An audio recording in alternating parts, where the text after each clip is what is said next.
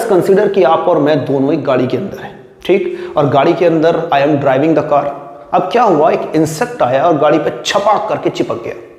अब क्वेश्चन, मैंने बस आपसे एक सिंपल सा क्वेश्चन पूछा कि मान लो मेरी गाड़ी ने इस इंसेक्ट पे 10 न्यूटन की फोर्स लगाई, तो इस इंसेक्ट ने मेरी गाड़ी पे कितनी फोर्स लगाई? आप स्मार्ट थे, आपने कहा कि सर हमें तो थर्ड लॉ ऑफ मोशन पता है, that for every action there is equal and opposite reaction. तो जितनी फोर्स गाड़ी ने इंसेक्ट पे लगाई उतनी ही फोर्स इंसेक्ट ने गाड़ी पे लगाई। लेकिन इंसेक्ट तो मर गया, बिल्कुल एकदम डेड, चिपक गया, उससे स्ट्रेस हो गया, पूरा खत्म हो गया। लेकिन जो गाड़ी है वो तो अभी भी बिल्कुल वन पीस के अंदर है ना, वो क्यों नहीं खत्म हुई? अगर उतना ही इंपैक्ट गाड़ी ने भी महसूस किया जितना इंपैक्ट हमारे इंसेक्ट ने महसूस किया, तो वाई गाड़ी is still in one piece और insect is no more. Insect तो नहीं बचा, लेकिन गाड़ी अभी भी हमारे पास है। For every action there is equal and opposite reaction. इसका मतलब यह है कि जितना फोर्स आप पे कोई लगा रहा है उतना ही आप दूसरे पे लगा रहे हो। ये बात तो समझ में आती है, लेकिन ये बात समझाइए आप मुझे कि गाड़ी कैसे बच गई और इंसेक्ट क्यों नहीं बचा?